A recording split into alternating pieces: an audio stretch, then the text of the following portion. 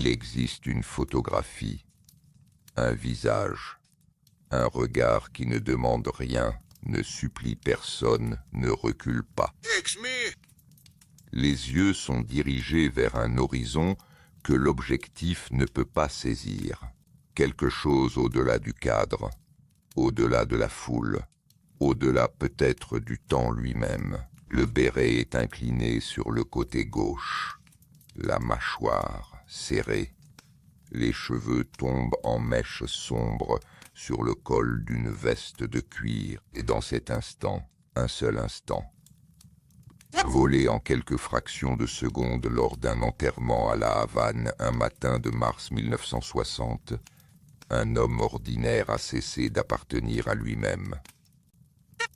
Cette image a été reproduite plus souvent que n'importe quelle autre photographie de l'histoire humaine, sur des centaines de millions de t-shirts et drapeaux de révolution, des murs de béton écaillés, des cahiers d'écoliers, dans des pays que Guevara n'a jamais visités, des boutiques de luxe, sur les grandes avenues des capitales qu'il méprisait, des affiches de protestation et des publicités de parfums. Elle est devenue à la fois un cri et une décoration, un acte de résistance et un article de mode. Mais derrière ce regard, derrière la légende pétrifiée dans l'encre et la sérigraphie, vivait un homme fait de chair, de toux, de doutes, d'asthme chronique et d'idéaux incandescents. Un homme que l'histoire a transformé en symbole avant même qu'il ait fini de vivre. Et il y a quelque chose d'étrange et de profond dans la façon dont certains destins échappent à leurs propriétaires. Ernesto Guevara voulait changer le monde. Il voulait libérer les pauvres, renverser les empires, redonner la dignité à ceux que le système avait écrasés.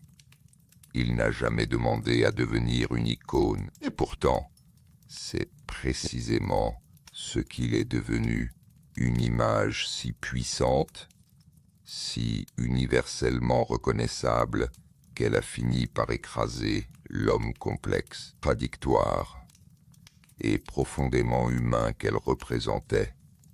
Ce soir, nous allons tenter de retrouver cet homme derrière l'image et ses voyages nocturnes à travers l'histoire. T'aide à déposer le poids de la journée.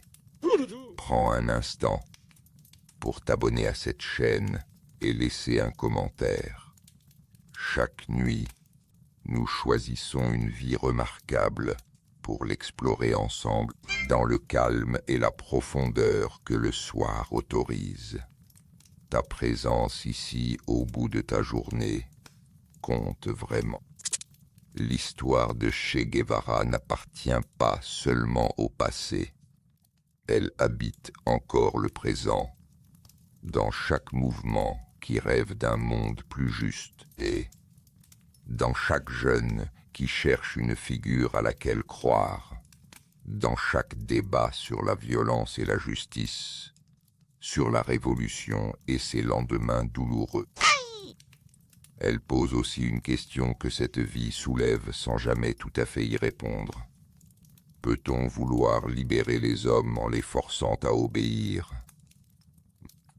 Peut-on devenir un symbole d'espoir pour des millions de gens tout en étant, pour d'autres, un symbole de terreur?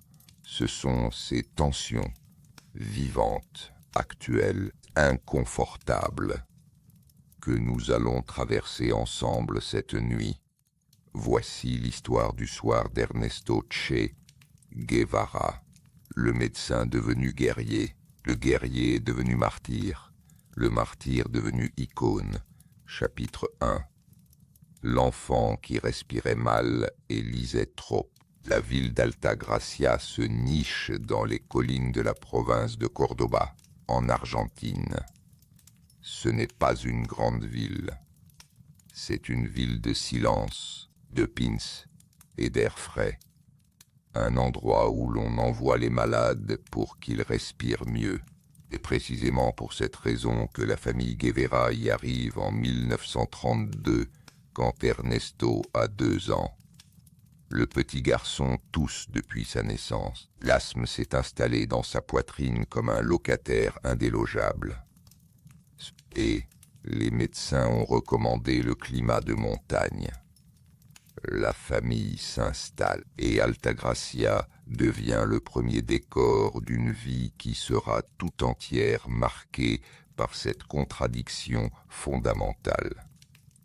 Un corps fragile habité par une volonté de fer, Ernesto Guevara de la Serna est né le 14 juin 1928 à Rosario, en Argentine, dans une famille de la bourgeoisie progressiste.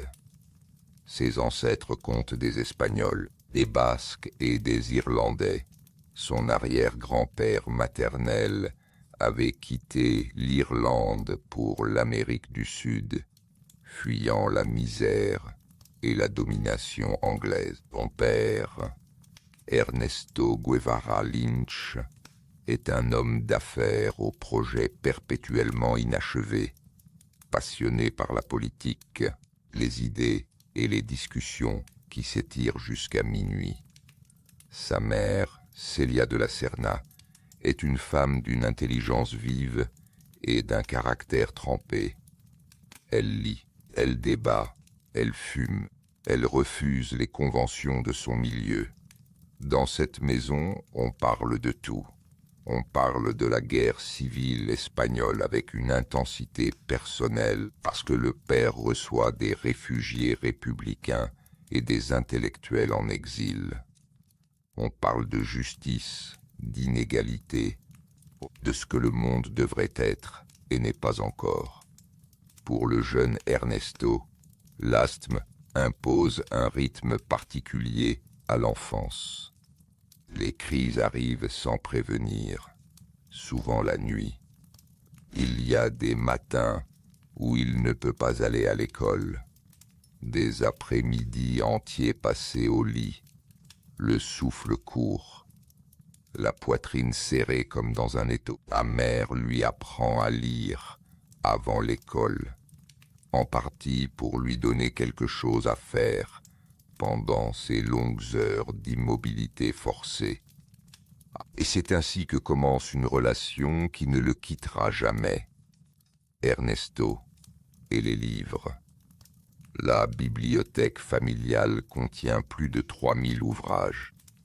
Pour un enfant qui ne peut pas toujours courir, grimper ou nager avec les autres, ces livres deviennent un territoire illimité. Il lit Karl Marx et Jules Verne dans la même semaine. Il découvre Pablo Neruda et en apprend des poèmes entiers par cœur. Il dévore Jack London, Albert Camus, Franz Kafka, Freud. À 12 ans, il joue aux échecs dans les tournois locaux. À 14 ans, il tient un cahier personnel où il note des réflexions sur Aristote, sur Bouddha, sur Bertrand Russell. Et l'amour n'est pas un enfant ordinaire. Ce n'est pas non plus un enfant triste. C'est un enfant qui a appris très tôt que la pensée peut voyager plus loin que le corps. Mais l'asthme ne l'emprisonne pas complètement. Entre les crises, Ernesto court. Il nage, il joue au rugby avec une férocité qui lui vaut le surnom de Fuser, contraction de furibundo, furieux, et du nom de sa mère. Il pêche dans les rivières de la Sierra, fait du vélo sur les routes poussiéreuses de Cordoba, s'écorche les genoux sur les pierres et rentre à la maison en soufflant, mais rentre toujours. Les camarades remarquent quelque chose chez lui que peu d'enfants possèdent. Une ténacité absolue, une incapacité à renoncer, comme si la maladie, en lui imposant des limites, avait éveillé en lui une résistance qui n'avait pas de limite. Il faut s'arrêter un instant sur ce que cette enfance construit, que ce n'est pas anodin. Un garçon qui grandit dans une maison politisée, qui lit Marx et Neruda à l'adolescence, qui voit défiler des réfugiés de la guerre civile espagnole autour de la table familiale. Ce garçon n'est pas neutre. Il absorbe, même sans le formuler encore, une certaine vision du monde, celle d'un monde divisé entre les puissants et les faibles, entre ceux qui possèdent et ceux qui souffrent. Et la maladie elle-même contribue à cette sensibilité. Ernesto a connu la dépendance physique, la vulnérabilité du corps, la nécessité de compter sur les autres. Cela forge quelque chose, pas de la pitié, mais quelque chose de plus solide. Une compréhension viscérale de ce que c'est que d'être à la merci d'une force que l'on ne contrôle pas. Sa mère, Célia, joue un rôle central dans cette formation. Elle est présente lors de toutes les crises d'asthme nocturne. Elle se lève, elle masse le dos de son fils. Elle reste à ses côtés dans l'obscurité jusqu'à ce que la respiration revienne. Mais elle est aussi la femme qui lui dit, dès l'enfance, que le monde n'est pas juste et qu'il appartient à chacun de décider quoi faire avec cette injustice. Elle est libre penseuse, athée, anticonformiste. Dans l'Argentine catholique et conservatrice des années 1940, c'est presque une position révolutionnaire en soi. Ernesto l'observe, il le retient la leçon. À 15 ans, la famille déménage de nouveau, cette fois à Cordoba, la grande ville universitaire. Ernesto termine ses études secondaires avec des résultats brillants en philosophie, en mathématiques et en histoire. Ses professeurs le remarquent. Certains le trouvent arrogant. D'autres voient simplement un jeune homme qui pense plus vite que les cours ne l'exigent. Il lit en dehors des programmes. Il questionne, il conteste. Pas par mauvaise volonté, par curiosité radicale, par refus de s'en tenir à la surface des choses, et puis vient le premier grand voyage. Ernesto a 19 ans. Il installe un petit moteur sur sa bicyclette. Un engin bricolé, précaire, absurde. Et il part seul à travers les provinces du nord de l'Argentine, que c'est 4500 kilomètres. Des routes de terre, des villages que les cartes ne mentionnent pas, et des familles de paysans qui n'ont rien et qui partagent quand même. C'est la première fois qu'Ernesto voit la pauvreté rurale de près, pas dans un livre, pas dans un discours politique, mais dans les yeux d'un enfant qui ne mangera pas ce soir, dans les mains d'une vieille femme qui cultive une terre qui n'est pas la sienne. Ce voyage ne le transforme pas encore. Il l'entr'ouvre. Il crée une fissure dans la vision du monde du jeune bourgeois lettré. Une fissure par laquelle, quelques années plus tard, tout le reste entrera. Pour l'instant, Ernesto rentre à la maison, reprend ses études et en 1948 s'inscrit à la faculté de médecine de l'Université de Buenos Aires. Buenos Aires n'est pas Altagracia, c'est une métropole bruyante, dense, cosmopolite, politiquement fiévreuse. Texte merveilleux. L'Argentine d'après-guerre est celle de Juan Perón, un populisme nationaliste qui divise profondément la société. Les étudiants débattent dans les cafés jusqu'à l'aube. Les syndicats défilent dans les rues. Les journaux sonnent l'alarme ou chantent des louanges selon leur bord. Ernesto traverse tout cela avec une certaine distance. Il lit, il observe, il se passionne mais ne milite pas encore. Il est trop curieux pour être doctrinaire, trop sceptique pour rejoindre un parti, trop indépendant pour suivre une ligne toute tracée. Il étudie la médecine avec la même intensité qu'il lit la poésie. Il se passionne pour l'allergie et les maladies tropicales. Ce n'est pas un hasard. L'homme dont le corps lutte depuis l'enfance contre ses propres mécanismes est naturellement attiré par les maladies que la science comprend encore mal. Travaille dans des hôpitaux, il soigne, il observe. Et pendant tout ce temps, quelque chose grandit en lui. Une impatience. Un besoin de voir au-delà de Buenos Aires, au-delà de l'Argentine, au-delà des frontières visibles. Le jeune Ernesto, qui entre à la faculté de médecine en 1948, est encore un homme de bibliothèque, un homme de certitude intellectuelle, un homme protégé par la distance confortable que l'idée maintient entre soi et la réalité. Tout cela est sur le point de changer. La route l'attend. Et la route, pour Ernesto Guevara, ne sera jamais une simple métaphore. Chapitre 2. La route qui a tout changé. La motocyclette s'appelait la Poderosa, la puissante. C'était une Norton 500 de 1939, usée, rouillée aux articulations, capricieuse dans les montées, et franchement dangereuse dans les descentes. Ernesto avait 23 ans. Son ami Alberto Granado, biochimiste de quelques années son aîné, en avait 29. Ensemble, en janvier 1952, ils quittent Cordoba sur cette machine improbable avec pour tout projet de traverser l'Amérique du Sud jusqu'à un lazaret de lépreux sur les rives de l'Amazone et au Pérou. Ils emportent des sacs de toile, quelques pesos, des carnets et une confiance en eux-mêmes qui touchait, selon leurs propres aveux, à la naïveté absolue. La Poderosa ne tient pas longtemps.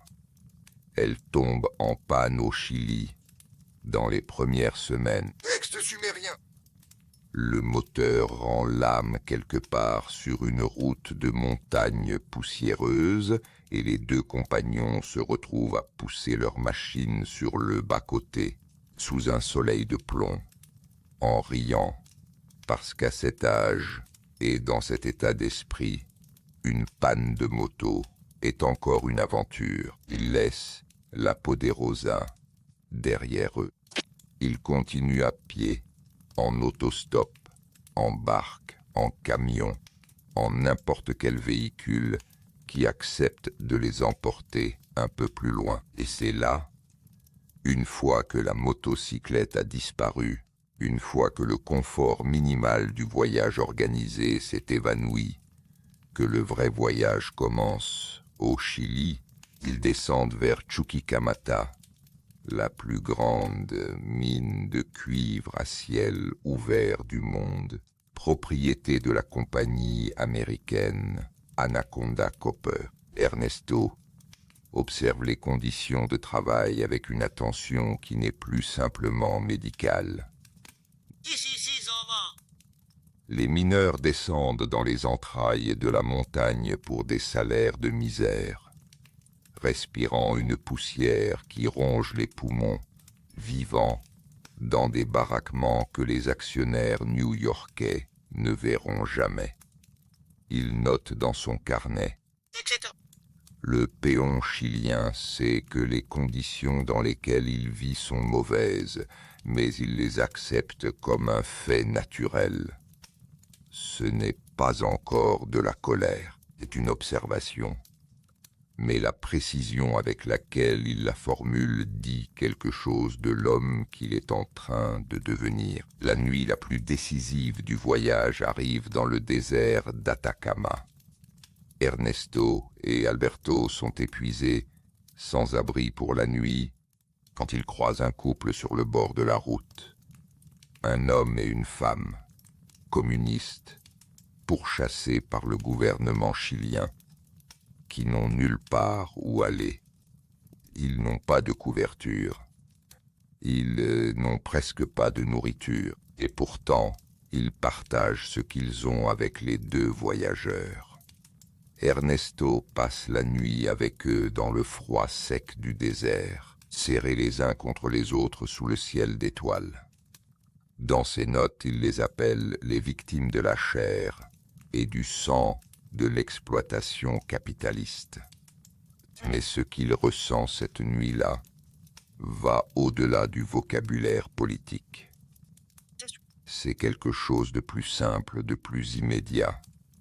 De la honte de venir d'une famille qui n'a jamais manqué de couverture. Le voyage continue, vers le Pérou, vers Machu Picchu, vers les hauts plateaux andins. Ernesto gravit les ruines incas dans un silence que ses carnets décrivent avec une émotion inhabituelle chez lui. Il voit dans ces pierres les restes d'une civilisation détruite par la conquête coloniale.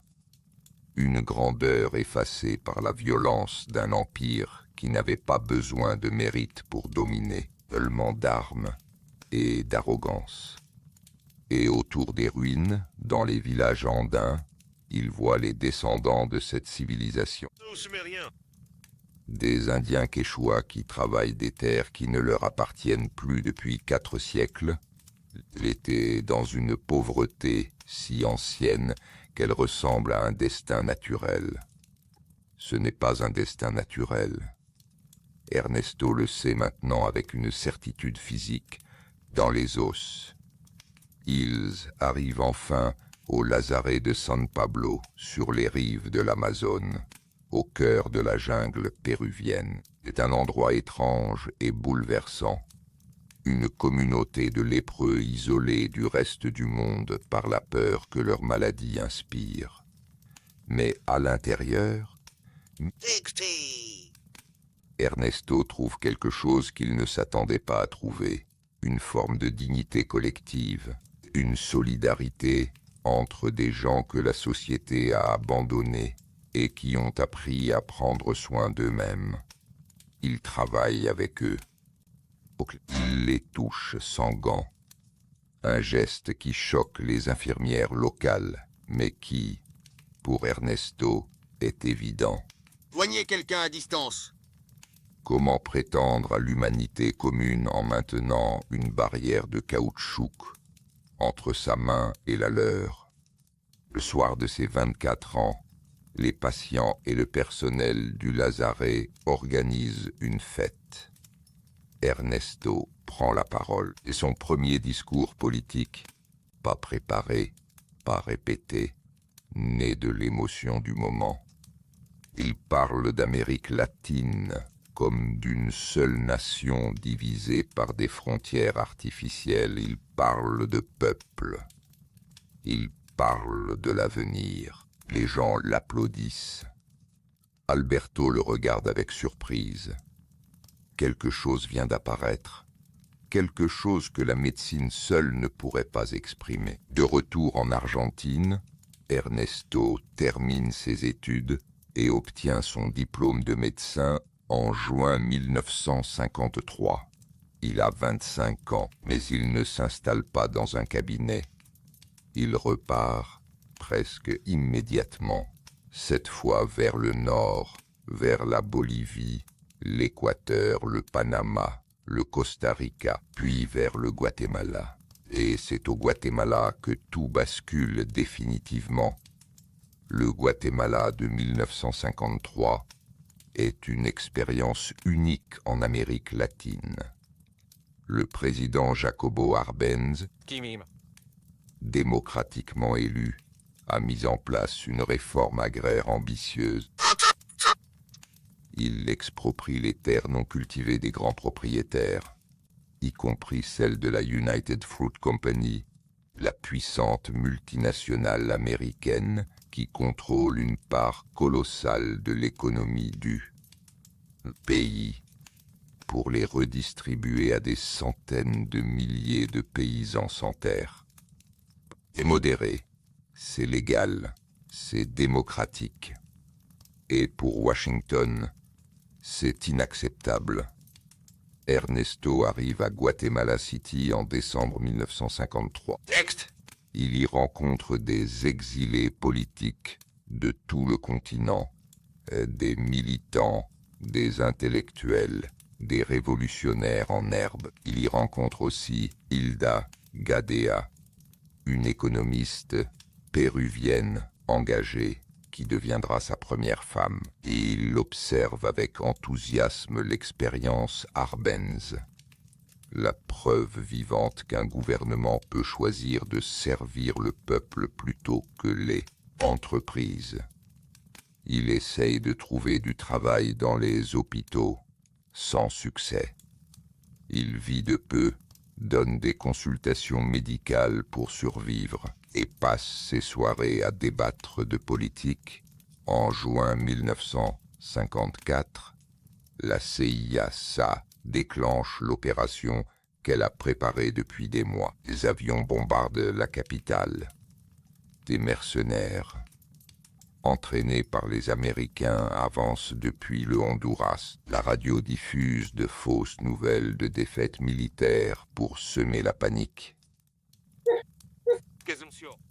Le gouvernement d'Arbenz s'effondre en quelques jours, non pas sous le poids de ses erreurs, mais sous la pression organisée d'une puissance étrangère qui agissait pour protéger les profits d'une compagnie fruitière.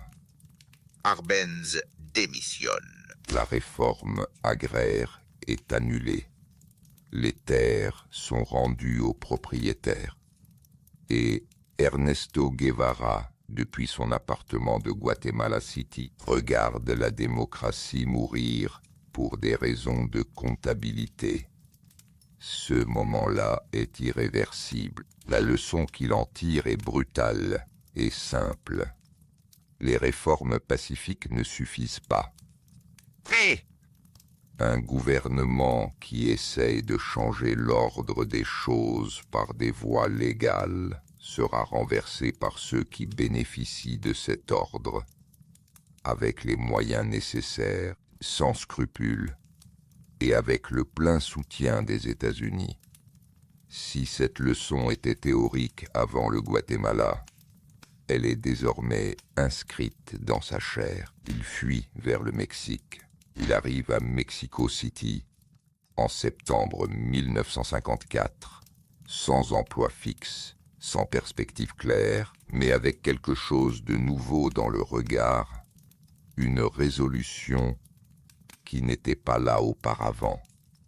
Il travaille comme photographe dans les rues nucléaires, comme médecin dans une clinique débordée, comme conférencier dans des cercles militants, et il attend, sans savoir exactement quoi, quelque chose qui donnera une forme à ce qui bouillonne en lui.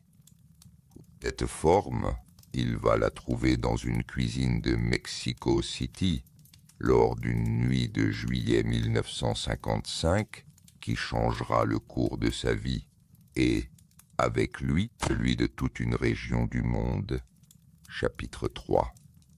Dans la montagne, incommandante, la conversation a duré 10 heures, ce que les deux hommes diront plus tard, chacun de son côté, qu'est-ce avec la même expression d'étonnement rétrospectif, comme si même eux n'avaient pas tout à fait réalisé ce qui se passait. Fidel Castro et Ernesto Guevara s'étaient rencontrés dans l'appartement d'un militant cubain à Mexico City, par l'intermédiaire de Raúl Castro. La nuit avait commencé comme une réunion politique ordinaire. Elle avait fini avec Ernesto, qui s'engageait, sur parole,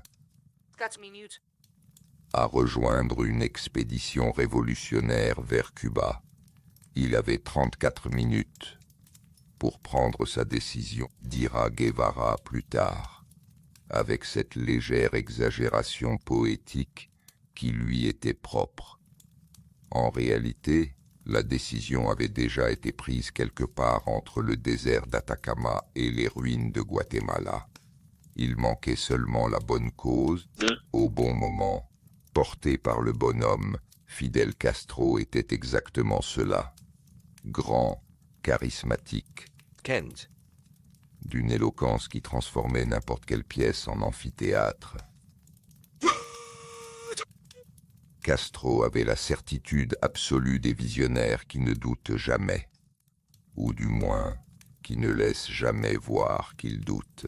Il portait un projet, renverser le dictateur cubain Fulgencio Batista, appuyé par Washington, y gouverner Cuba, comme un propriétaire gouverne une plantation. Il avait besoin d'un médecin pour son groupe de combattants. Ernesto avait besoin d'une révolution. L'accord fut scellé avant l'aube. Les mois suivants, à Mexico, sont une période d'entraînement intense. Le groupe de futurs révolutionnaires s'exerce dans des champs et des forêts aux alentours de la capitale mexicaine. Course à pied, maniement des armes, tactique de guérilla, premier secours en conditions de combat. Ernesto s'entraîne avec la même ténacité obstinée qui l'a toujours caractérisé. Mais l'asthme est là, constant. Traître, il y a des matins où il peut à peine respirer. Il refuse de se déclarer inapte. Il continue le 25 novembre 1956. 82 hommes s'embarquent à bord du Grand Mât, un petit yacht de plaisance prévu pour 20 personnes. La mer est mauvaise. Les hommes sont entassés sur le pont et dans la cale, malades, trempés, épuisés avant même d'avoir atteint les côtes cubaines. L'arrivée prévue pour le 30 novembre, date choisie pour coïncider avec un soulèvement armé à Santiago, à l'autre bout de l'île, est retardée de 2 jours. Quand il touche finalement terre, le 2 décembre 1956, n'est pas sur une plage secrète, mais dans un marécage côtier, la boue jusqu'aux genoux, les équipements qui s'enfoncent, les hommes qui trébuchent et perdent leurs armes dans la vase. Point. Batista les attend. Prévenu par ses services de renseignement, il a disposé ses troupes 3 jours après le débarquement à Alegría de Pillo. L'armée cubaine tombe sur le groupe révolutionnaire dans une canne à sucre. La fusillade est soudaine et violente. Les hommes fuient dans toutes les directions. En quelques minutes, les 82 se dispersent en groupes de 2 ou 3. Plusieurs sont tués. Plusieurs se rendent. Ernesto est blessé. Une balle l'atteint à la nuque, une autre au pied. Il rampe sous les cannes à sucre, tenant dans une main une boîte de munitions et dans l'autre une trousse médicale, incapable de décider laquelle sauvegarder. Il choisit les munitions. Le choix. Un médecin qui choisit les balles avant les pansements dit quelque chose de la transformation en cours. Ils ne sont que 22 à se retrouver dans la Sierra Maestra. 22 hommes, peu d'armes, pas de provisions, dans une montagne qu'ils ne connaissent pas. Batista annonce publiquement que la rébellion est écrasée, que Castro est mort. La presse étrangère le croit. Le monde l'oublie, mais dans la Sierra Maestra, quelque chose de lent et de tenace commence à pousser. Les premiers mois sont une épreuve de survie pure. Le groupe marche de nuit, se cache de jour, mange ce que les paysans de la montagne leur donnent en secret. Des paysans qui risquent leur vie à chaque boîte de conserve partagée, à chaque renseignement transmis. Ernesto soigne les blessés, soigne aussi les paysans, apprend à connaître le terrain, la végétation, les chemins, invisibles que seuls les habitants de la Sierra connaissent. Son asthme empire dans l'air humide de la montagne. Pendant certaines nuits, il ne peut pas faire un pas sans s'arrêter pour reprendre souffle. Il continue quand même. Les hommes autour de lui commencent à remarquer cela. Cette obstination silencieuse, ce refus absolu de se laisser dépasser par son propre corps. Fidel Castro reconnaît les qualités de Guevara rapidement. En juillet 1957, 7 mois après le désastre du débarquement, il le nomme commandant de sa propre colonne, et le 2e grade, le plus élevé de l'armée révolutionnaire. Ernesto n'est plus le médecin du groupe. Il est un chef militaire. Il exerce ce rôle avec une rigueur qui impressionne et parfois effraie. Il est exigeant envers ses hommes, sur la discipline, sur le traitement des prisonniers, sur le respect des paysans.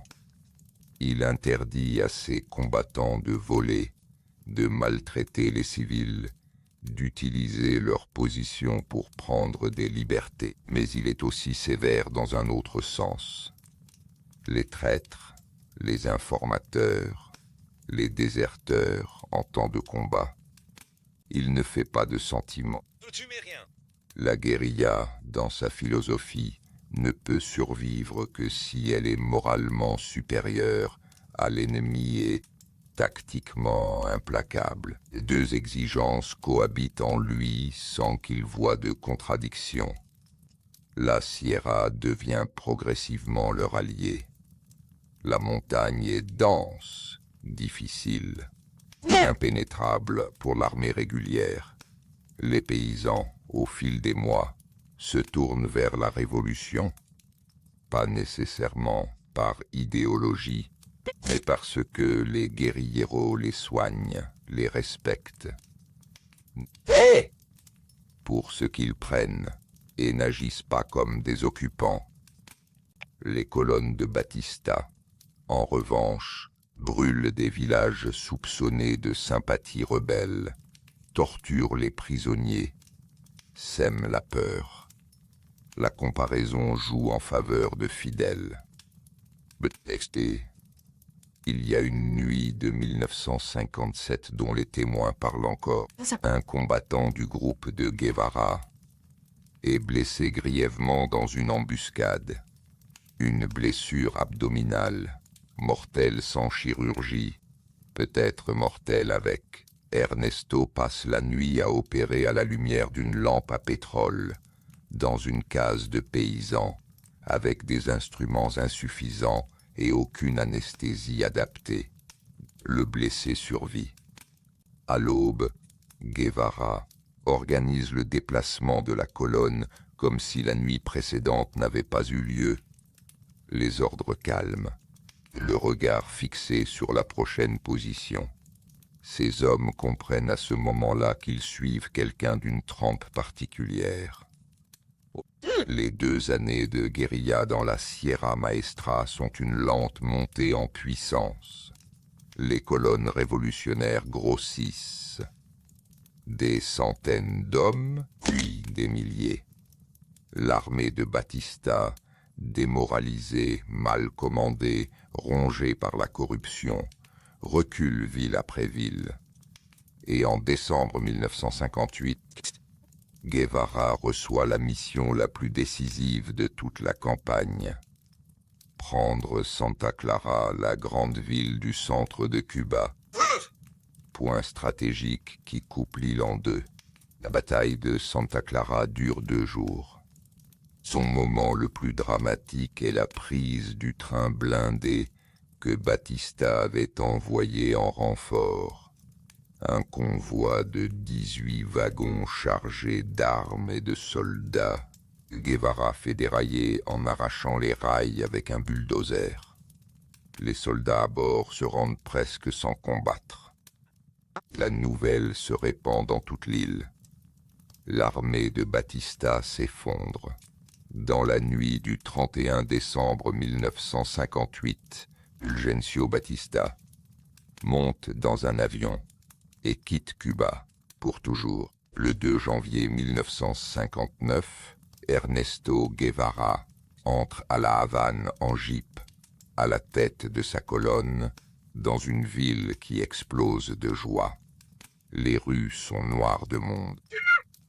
Les gens grimpent sur les véhicules, embrassent les combattants, pleurent, chantent. C'est un moment de pure exaltation collective. Une de ces rares heures où l'histoire semble tenir ses promesses. Mais Guevara, Texte. assis dans sa jeep au milieu des acclamations, a dans les yeux quelque chose qui ne ressemble pas tout à fait à la... C'est peut-être de la satisfaction. C'est peut-être déjà, imperceptiblement, de l'inquiétude. Parce que la révolution a gagné. Et maintenant, il va falloir gouverner. Chapitre 4. Le pouvoir, la gloire et la fuite. Le bureau du président de la Banque nationale de Cuba était grand, bien éclairé, et d'une propreté qui tranchait avec tout ce qu'Ernesto Guevara avait connu depuis 7 ans. Il y avait un téléphone, une secrétaire, des réunions qui commençaient à des heures précises, des formulaires en plusieurs exemplaires, un cabinet d'acajou rempli de dossiers classés par ordre alphabétique. On raconte, et l'anecdote est peut-être vraie, peut-être légèrement embellie par ceux qui la rapportent, que Fidel Castro, en cherchant quelqu'un pour diriger la Banque nationale, avait demandé lors d'une réunion « Y a-t-il un économiste ici ?» Guevara avait levé la main. Plus tard, Castro lui demanda pourquoi. « Je croyais que tu demandais s'il y avait un communiste, » répondit Guevara. Castro le nomma quand même. On ne sait pas si Guevara riait en le disant. Qui est certain, c'est qu'Ernesto Guevara prend son nouveau rôle avec le même sérieux absolu qu'il avait mis dans la guérilla. Il lit tout ce qu'il peut sur l'économie politique, sur les modèles soviétiques, sur la planification centrale, sur les alternatives au marché capitaliste. Il travaille 18 heures par jour. Il dort peu. Il mange sans plaisir apparent. Ses collaborateurs se souviennent d'un homme qui mangeait n'importe quoi, debout, entre deux réunions, sans vraiment goûter. Ce qui le nourrit, c'est l'idée.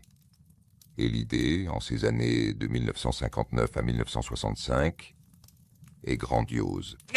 Construire à Cuba un modèle économique qui prouve que le socialisme peut fonctionner, que la dignité humaine peut être organisée, que l'on peut produire de la richesse sans exploiter personne. Il devient président de la Banque nationale de Cuba en novembre 1959, puis ministre de l'Industrie en février 1961. Ces postes lui donnent un pouvoir considérable sur l'économie du pays.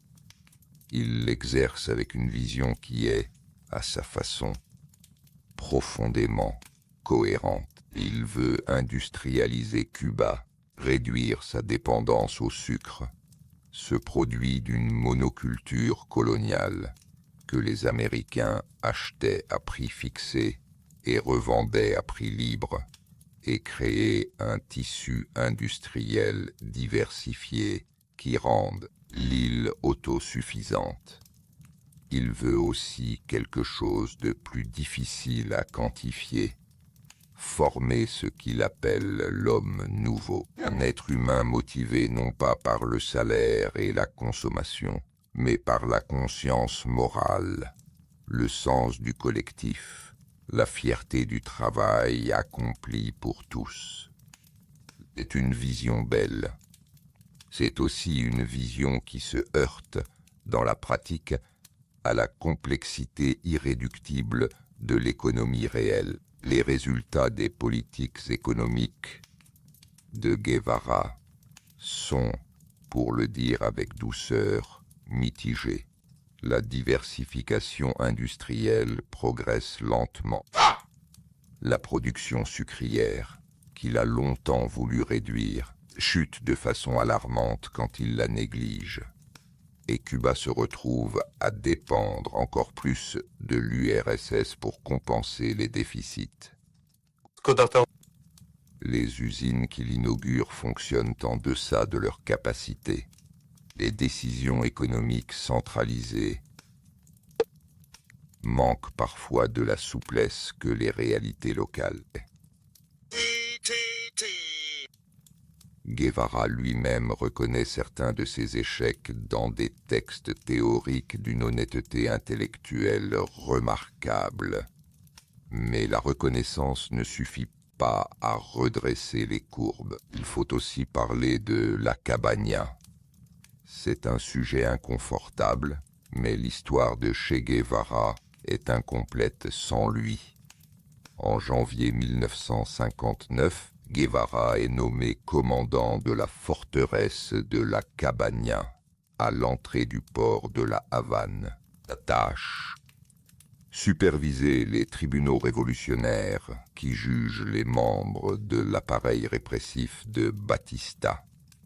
Policiers, tortionnaires, informateurs, officiers militaires responsables d'exécution.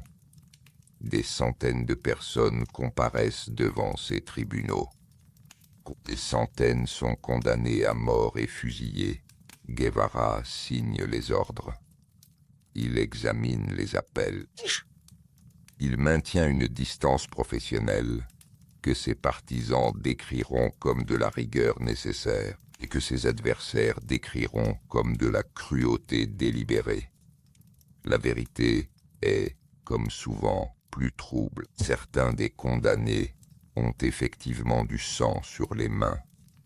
Ils ont torturé, exécuté, fait disparaître des opposants sous Batista. D'autres sont sur des terrains plus incertains. Et la frontière entre justice révolutionnaire et règlement de comptes politiques est, dans ces premières semaines d'euphorie et de peur, difficile à tracer avec précision. CSE n'est pas un détail biographique. C'est une des lignes de fracture fondamentale dans la lecture de Guevara, entre ceux qui voient en lui un révolutionnaire qui a appliqué la logique impitoyable de tout renversement de régime et ceux qui voient en lui un homme qui a choisi la violence comme instrument sans jamais vraiment en peser le coût humain. Les deux lectures contiennent une part de vérité, et c'est précisément parce qu'elles coexistent que Guevara demeure une figure aussi disputée, aussi chargée, aussi impossible à réduire à un jugement simple. Mais dans la Havane des années 1960, il y a aussi la gloire. Guevara est une célébrité internationale. Il voyage au nom de Cuba, en URSS, en Chine, dans les pays du bloc socialiste, en Afrique, à l'ONU. Il prend la parole devant des assemblées mondiales avec une éloquence froide et précise qui impressionne même ses adversaires. Il défend les positions cubaines avec une ardeur qui ne cherche pas à plaire. Il dit des vérités désagréables dans des enceintes diplomatiques qui n'y sont pas habituées. À l'intérieur, il vieillit. Pas physiquement. Guevara a encore le même regard dur, le même menton volontaire, la même allure de guerriero qu'il portait dans la Sierra. Mais quelque chose en lui s'use. Le pouvoir, la bureaucratie, les compromis inévitables de la gouvernance. Tout cela érode lentement ce qu'il avait fait combattre. Et la révolution cubaine s'aligne de plus en plus sur Moscou. Elle adopte des formes de contrôle et d'orthodoxie que Guevara trouve étouffantes. Il débat avec des fonctionnaires soviétiques lors de voyages officiels les défis sur leur conception du socialisme, refuse de traiter l'Union soviétique comme un modèle intouchable. Ses positions ne lui font pas que des amis. Il y a aussi quelque chose de plus intime dans cet effritement.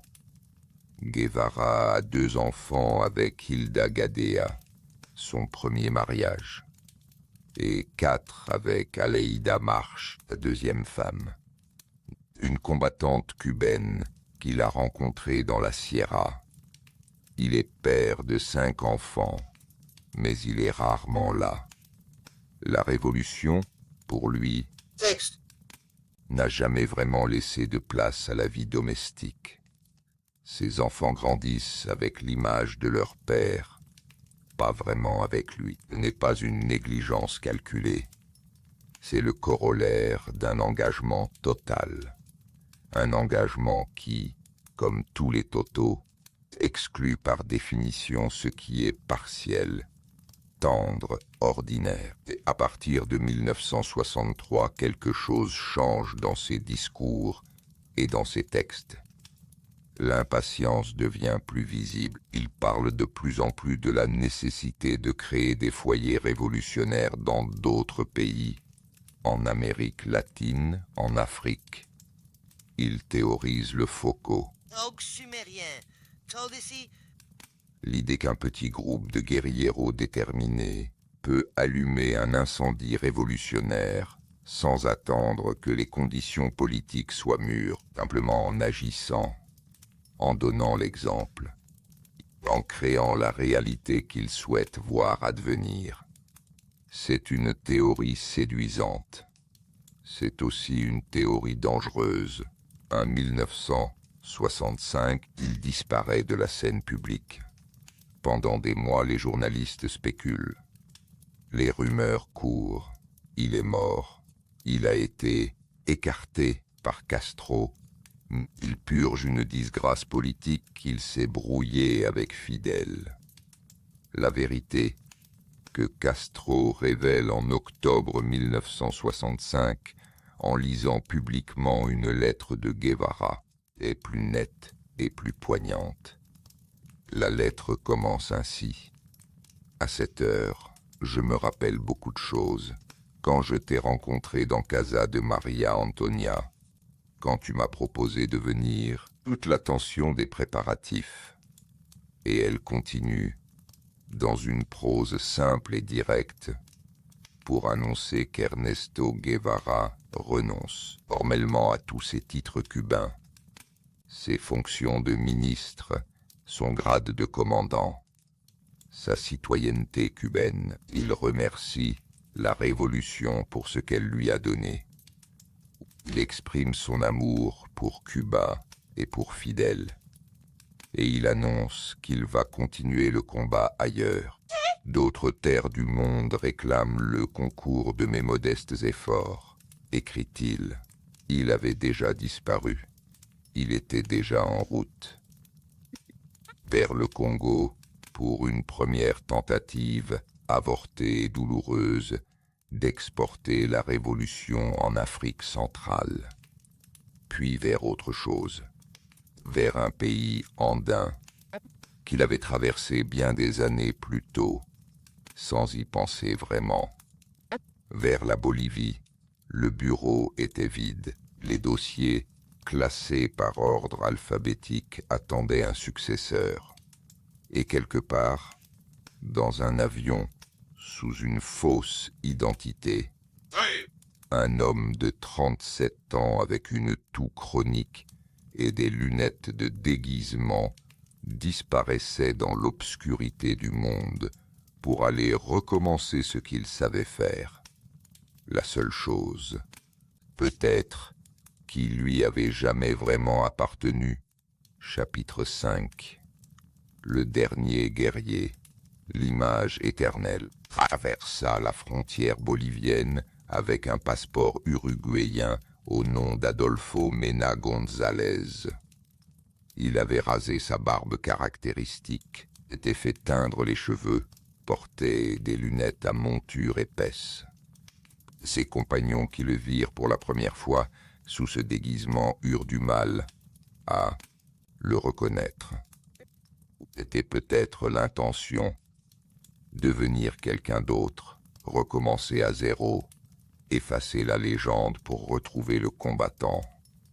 Nous sommes en novembre 1966. Ernesto Guevara a 38 ans.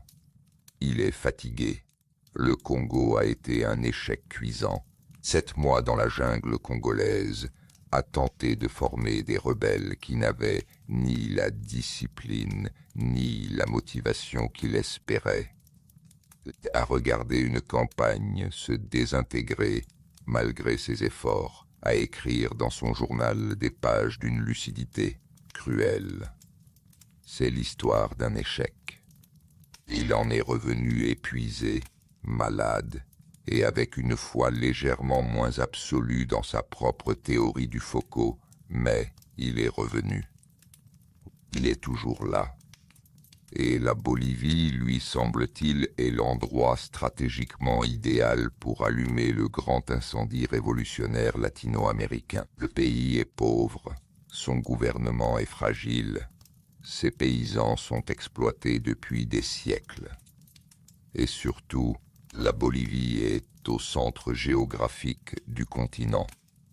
Une révolution victorieuse ici rayonnerait vers l'Argentine, le Chili, le Pérou, le Paraguay. La théorie est élégante. La réalité sera tout autre.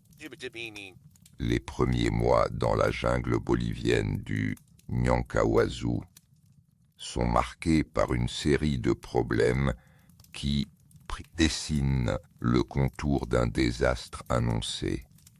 Le premier problème est que le Parti communiste bolivien devait fournir le soutien logistique et le recrutement local se défile. Son secrétaire général, Mario Monge, rencontre Guevara en personne en décembre 1966.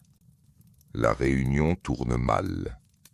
Monge exige le commandement de la guérilla sur le territoire bolivien. Guevara refuse.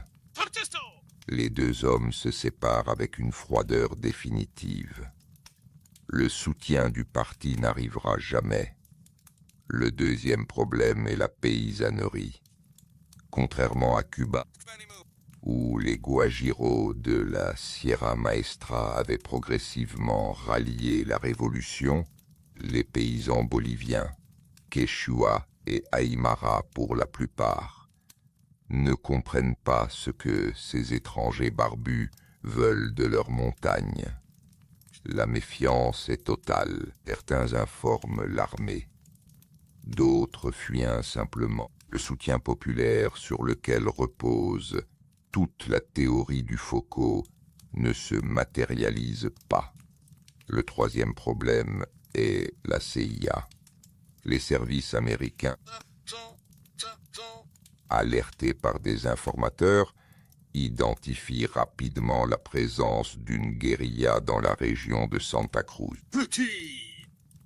Une équipe de conseillers des forces spéciales américaines arrive pour entraîner un bataillon bolivien spécialement sélectionné, le bataillon de Rangers, à la contre-guérilla en milieu montagneux. Ce sont des soldats entraînés spécifiquement pour trouver et détruire ce que Guevara est en train de construire. Et le quatrième problème, peut-être le plus douloureux pour Guevara lui-même, est son propre corps.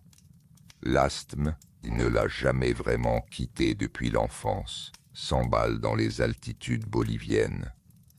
Il y a des jours où il ne peut pas marcher, des nuits où la toux l'empêche de dormir, et donc d'être silencieux, ce qui est mortel pour un homme pourchassé. Sa colonne dispose de peu de médicaments. Les réserves de Ventolin s'épuisent. Il continue quand même, parce que c'est ce qu'il fait. Continuer quand les autres s'arrêteraient, le journal bolivien de Guevara, qu'il tient jusqu'au dernier jour, est un document d'une sobriété bouleversante. Il note les échecs avec la même précision clinique qu'il notait autrefois les symptômes de ses patients. Il note les désertions, les erreurs tactiques, les occasions manquées, les jours sans nourriture, les nuits sous la pluie. Il note aussi parfois une phrase ou deux qui laissent transparaître quelque chose de plus personnel. Une fatigue profonde, pas physique mais ontologique, comme si l'homme qui avait décidé de changer le monde commençait à mesurer l'écart entre ce qu'il avait voulu et ce que le monde avait accepté. Mais il n'y a aucune trace de renoncement, pas une ligne qui ressemble à un adieu. Au fil des mois, la guérilla s'amenuise. Les escarmouches avec l'armée bolivienne s'intensifient. Chaque accrochage coûte des hommes que Guevara ne peut pas remplacer. En août 1967, une section de sa colonne tombe dans une embuscade, presque tous tués ou capturés. Il se retrouve avec une poignée d'hommes, affaiblis, cernés dans un périmètre de plus en plus étroit.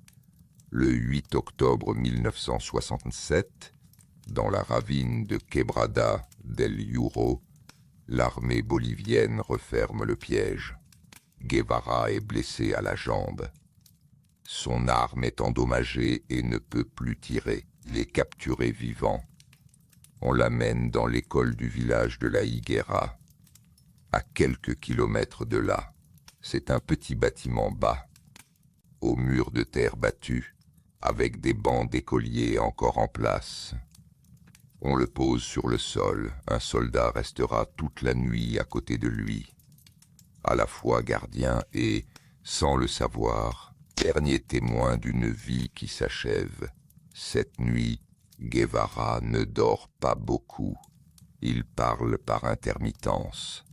Il demande à voir le maître d'école du village, une femme nommée Julia Cortez, qui entrera brièvement dans la salle. Elle dira plus tard qu'il lui a paru calme, pas résigné, mais calme d'une façon particulière, comme quelqu'un qui a déjà traversé la peur et se trouve de l'autre côté. Le matin du 9 octobre 1967, l'ordre d'exécution arrive de La Paz. Et derrière, de Washington, on envoie le sergent Mario Terán exécuter Guevara. Terán entre dans la salle. Guevara, assis sur un banc, le regarde se lever. Selon plusieurs témoins, ses dernières paroles au sergent sont « Tire, lâche, tu ne vas tuer qu'un homme, il a 39 ans. » Les militaires boliviens photographient le corps étendu sur l'évier d'une laverie de fortune du village. Une image que le monde entier verra dans les jours suivants. Certains observateurs, à l'époque, parlent d'une ressemblance troublante avec les représentations du Christ mort. Ce n'est peut-être pas un hasard. L'Amérique latine est profondément catholique, et l'image d'un homme persécuté, trahi, mort jeune pour ses convictions, active, des archétypes qui transcendent la politique, et c'est là que commence l'histoire la plus étrange de toute cette vie étrange. 7 ans plus tôt, le 5 mars 1960, lors des funérailles des victimes d'une explosion à La Havane. Le photographe cubain Alberto Corda avait levé son appareil au hasard et pris 2 images rapides d'un homme qui se trouvait sur l'estrade derrière Fidel Castro. L'homme regardait ailleurs, vers quelque chose que Corda ne voyait pas. Le regard était intense, presque douloureux, d'une concentration absolue. Corda avait développé les photos, les avait rangées dans ses cartons, et n'y avait plus pensé pendant 7 ans. Elles n'avaient jamais été publiées. Après la mort de Guevara, un éditeur italien de passage à La Havane vit les photos sur le mur de l'atelier de Corda. Il en demanda une copie. Il la rapporta en Europe. En 1968, en pleine fièvre révolutionnaire mondiale. Paris en mai, Prague en août, les campus américains en feu. Le Vietnam sur toutes les télévisions. Cette image fut imprimée sur des affiches et collée sur des milliers de murs à travers l'Europe et l'Amérique latine. Le guerrillero héroïco était né, l'icône avait trouvé son monde. C'est ce qui suit, et l'un des phénomènes culturels les plus paradoxaux du XXe siècle. L'image de Che Guevara, cet homme qui avait consacré sa vie à combattre le capitalisme, qui avait renoncé au pouvoir, à la fortune, au confort, à la sécurité, était mort dans une école de terre battue dans une montagne bolivienne. Cette image est devenue l'une des marchandises les plus rentables de l'histoire du marketing mondial. Elle fut sérigraphiée sur des millions de t-shirts vendus dans des chaînes de distribution multinationales. Elle fut détournée par des marques de luxe. Elle apparaît sur des briquets, des mugs, des capuchons de stylo, des pochettes de vinyle, des costumes de carnaval. Andy Warhol en fit un multiple pop art dans la tradition de ses Marilyn et de ses Mao. Des parfumeurs s'en emparèrent. Des boutiques branchées de Londres, de Paris et de New York la vendirent à des gens qui ne savaient pas nécessairement qui était cet homme, mais qui aimaient ce que le regard communiquait. Quelque chose de beau, de rebelle, de romanesque. Alberto Corda, qui n'avait jamais fait breveter sa photographie, ne toucha aucun droit pendant des décennies. Il dit un jour qu'il ne regrettait pas de ne pas avoir été payé. Mais il était profondément blessé de voir l'image de son ami utilisée pour vendre des produits que Guevara aurait rejetés avec mépris. Cette trajectoire, de la révolution à la publicité du martyr à la mode, est peut-être la plus grande ironie de toute l'histoire de Che Guevara. L'homme qui voulait détruire le marché capitaliste est devenu l'une de ses icônes les plus vendues. L'homme qui voulait que les peuples se libèrent est devenu une image que l'on achète pour se sentir rebelle sans rien risquer.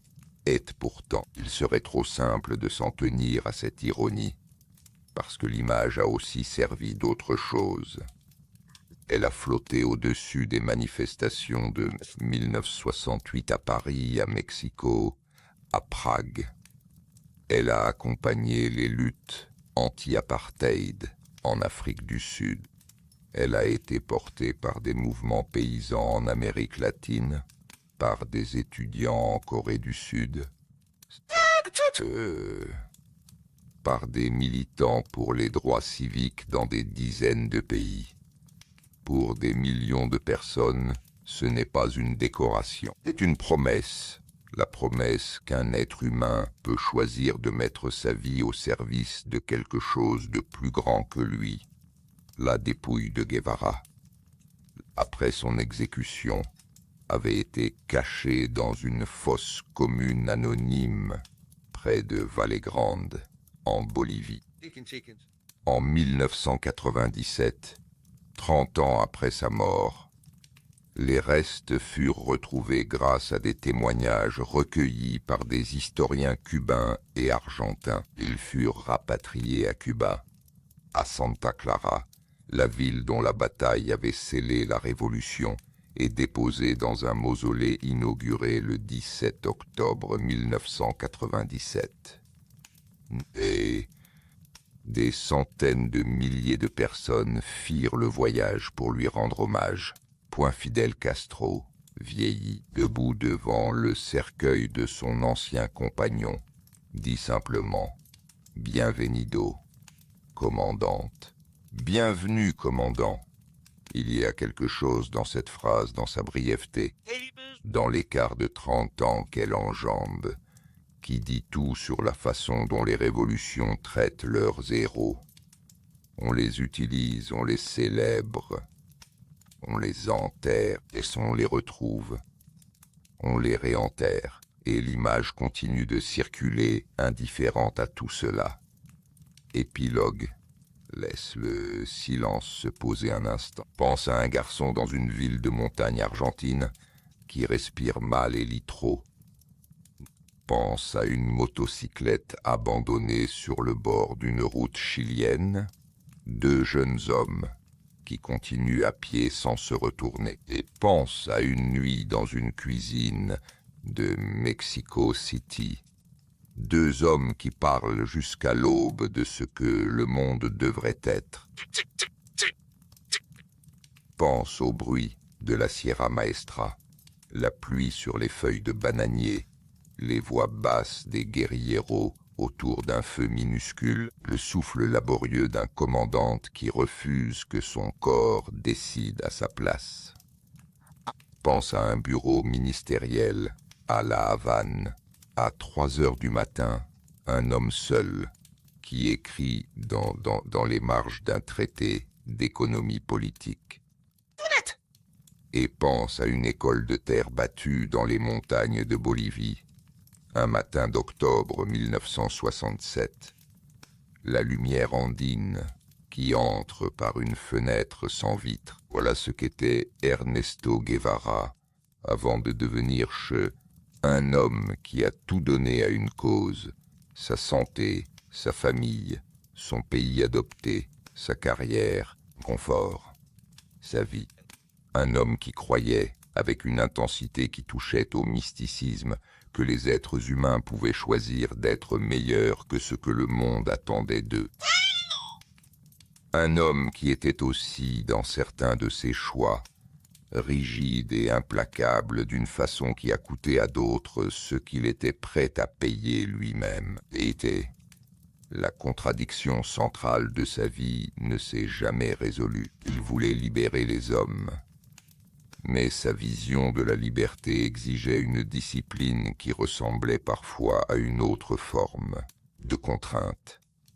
Il voulait un monde sans exploitation, mais sa mort a été exploitée par exactement le système qu'il combattait. Il voulait être un homme d'action, pas un symbole, et il est devenu le symbole le plus reproduit du XXe siècle. Ces contradictions ne le diminuent pas, elles le rendent humain. Et c'est peut-être cela, finalement, qui explique la persistance de l'image.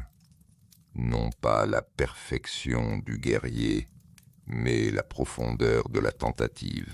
Et la tentative d'un homme ordinaire, asthmatique, imparfait, passionné et têtu, d'agir à la mesure de ce qu'il croyait juste. Ce que l'histoire retient de lui dépend de qui la regarde. Certains voient un meurtrier idéologue. D'autres voient un saint révolutionnaire. La vérité se tient quelque part entre les deux. Et c'est dans cette zone inconfortable où vivent toutes les grandes figures historiques, trop complexes pour être des statues, trop réels pour être des légendes, mais le regard de la photographie demeure.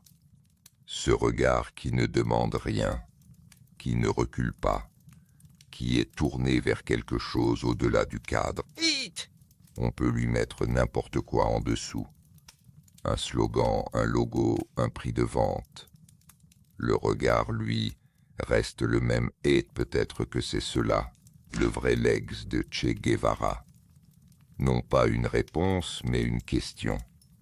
La question de savoir si l'on est capable de croire en quelque chose assez fort pour en payer le prix. La question de savoir ce que l'on ferait si l'on décidait, une bonne fois pour toutes, de prendre le monde au sérieux. Ce soir, laisse cette question t'accompagner doucement dans le sommeil, sans obligation d'y répondre. Juste la question, posée dans l'obscurité, qui respire à côté de toi comme une présence douce. Merci d'avoir voyagé cette nuit jusqu'au cœur de cette vie remarquable. Si cette histoire t'a touché, si ces explorations tranquilles de destin extraordinaire t'apportent un peu de paix au bout de tes journées, nous serions heureux que tu reviennes demain soir. D'autres vies t'attendent, d'autres voix, d'autres époques, d'autres questions qui méritent d'être entendues dans le calme de la nuit. Bonne nuit. Dors bien.